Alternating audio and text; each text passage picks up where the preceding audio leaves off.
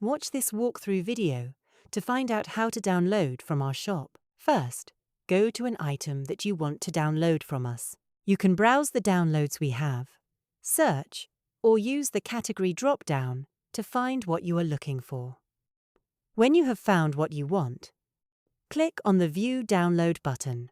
Now just click Add to Basket.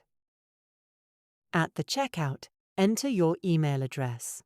This is a required field. When you have entered your email address, click on the Place Order button.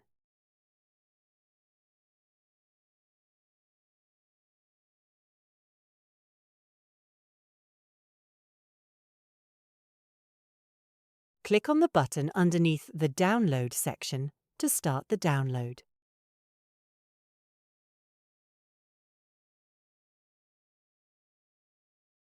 You will then have the download in a zip file. Right-click on the zip file and select Extract All to gain access to the files.